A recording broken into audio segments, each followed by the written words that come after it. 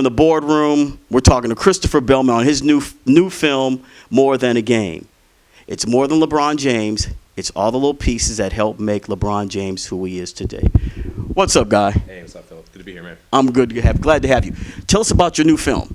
Well, the film, I think a lot of people are going to think of it as the LeBron James film, but what it really is about 5 boys who become men, and they use the game of basketball to develop relationships and develop a brotherhood and to create opportunities in life that they would never have if it wasn't for that sport. So, while it is about basketball and LeBron, it's about so much more than that. And I think the coach figure, Coach Drew, is actually probably the biggest star in the film, and he's the character with the fullest arc. So it's kind of a mixture of these 6 stories told through basketball.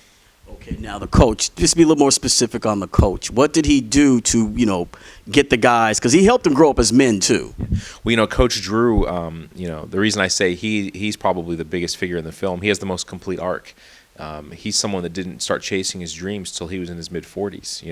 He always wanted to be able to be a teacher and be a coach and help boys become men, but he got caught up in the corporate world. Out of college, he had a family and really started having a lot of corporate success, but didn't feel satisfied. And so he put all that aside, and he was doing really well at a corporate job. He decided to leave that world and coach these boys, and he helped them become men. He taught them life lessons. He showed them that the reason they were winning was because of all the things they were doing off the court together as friends and as brothers.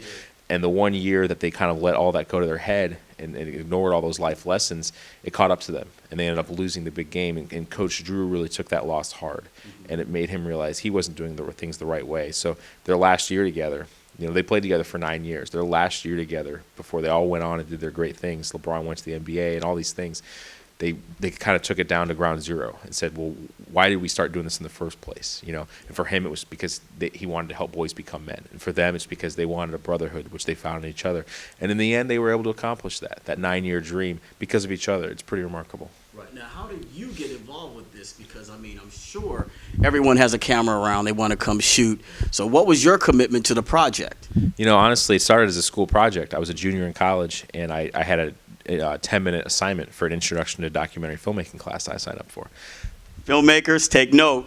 Always do your homework. Always do your homework. And, I went back to my hometown. I was in school at Loyola Marymount, which is in Los Angeles, but I went back to Akron, my hometown, to try and be a part of this. I had read about these players, what they were doing on the court, but I had read that some of them had played together before high school, and then they had made a decision to go to high school together. I thought that was an incredible decision to make, going to high school, 13 years old, who makes that kind of life decision.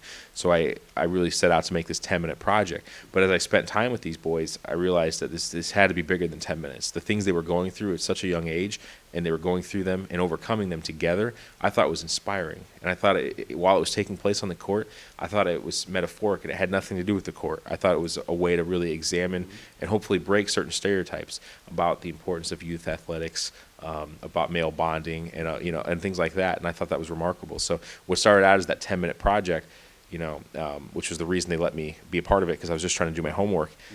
It turned into all this 7.5 years later. Right. But you got also inside access too, right? Yeah, and it was just, I think it's because it wasn't a LeBron James film. And when I first approached the school and the coach, and I said, hey, I'm from Akron. I'm just trying to get an A on my assignment. And honestly, it's not LeBron. I'm interested in these 5 players, and I'm more interested in a story of family and dreams. And at that point, they had been approached by a lot of people that were interested in the LeBron James story. So it's because it wasn't the LeBron James story that they took a chance on me and let me be a part of all this. Mm-hmm. Plus, you built the bridge from your earlier work, right? Instead of like a, quote, Johnny come lately. Well, I earlier work, this was my first film, but I spent so much time with the guys that, my first year with them, I tried to stay out of the way, but I was filming and getting a lot of great access. And the next year, I'm doing more and more things. And, I think most of the interviews in the film were taken 6 years, into my experience with them, kind of looking back. And, it seems like a long time, but it almost had to go that way. 6 years in, I was able to sit down with LeBron and talk about things that a year in I couldn't have, because we built a trust and a mutual respect at that point, And at that point, you're not just talking about factual things, but you're talking about the emotionalities, To sit down with LeBron and talk about growing up without a father and moving around a lot with just him and his mom and those kind of things, that's a difficult thing to do. But 6 years in, we spent a lot of time together on this journey, and I was still trying to tell the same story I set out to tell 6 years prior as a student project. So I think the guys all respected that, and that's why we were able to kind of earn that trust. Right now, how challenging was this for you personally? Because, I mean, committing that long to this project and hoping to see it come to fruition, dude, you had to have some sacrifices. It was, I'm not going to lie, it was tough. There were some really hard times. I remember 5 years in thinking, I don't know if this is ever going to happen. I don't know if I'm going to be able to finish this the right way. I was out of school for 2 years at this point, and student loans are kicking in, and I'm working at a coffee shop, and I'm still trying to fly back to Akron and do these interviews and keep this story going. And and everyone I'm meeting with in the film world is only interested in LeBron. They think these other stories, they're not worth telling. They tell me, they think, well, this Coach Drew character that we can't market that. You know what I mean? That was kind of what I was hearing, and it was a little bit hard to hear, but I don't know. I just felt like the story needed to be told, and I didn't think anyone else was ever going to tell it if I didn't. So I don't know.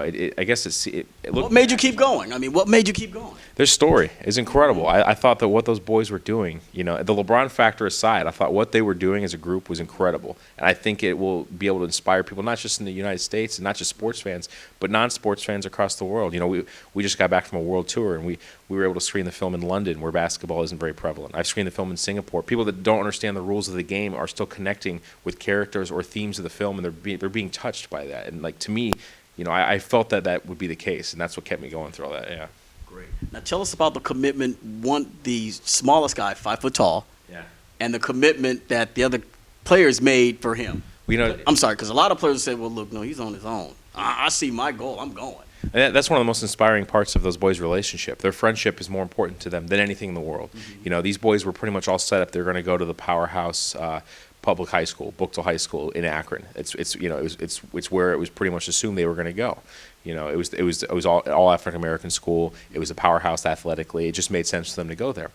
And little Drew, who's the coach's son, he got the sense from the assistant coaches at the school that they weren't going to give him a shot there because of his height. He was probably 4'11", almost 5 foot, and little Spud Webb action going on there. And he didn't think he was going to get a shot there, so. He had developed a relationship with the coach that was at St. Vincent St. Mary, and he knew that coach would give him a shot. So he said, I really want to go to St. Vincent St. Mary. And all the other boys, they had an all-for-one mentality. They said, all right, if that's where Drew's going, we're all going there. And that's not, that wasn't an obvious decision to make. These are inner-city kids. They're African-American. Yeah. St. Vincent St. Mary is predominantly white. It's a private school. They had to make a lot of sacrifices on their end to go to that school. But it was so important to stay together that it didn't matter. They had to play together. And so they made that decision for their friend. Okay. So personally, for you, how does it make you feel that you've seen this, on the little screen, now you've seen it on the big screen, and you get to hear the comments of the people? How does that make you feel as a director?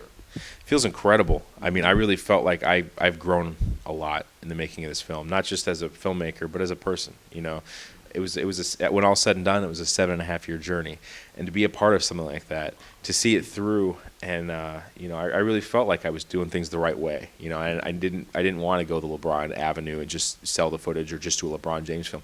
So it feels very personally satisfying to me that the film I set out to make 7.5 years ago is the same film that's on the screen right now, on the big screen. It's almost a dream. It's kind of surreal to be able to watch it with public theaters and see that. You know what I mean? It's pretty crazy. That's gotta be big, and I'm sure they're giving us probably the wrap up now, so we're gonna go. But remember this film, More Than a Game. Christopher Bellman has been our guest on the show. Man, thanks dude. Oh, thank you. Thank you. And we're not gonna talk about what editing software he uses for the film, but we'll talk about that later.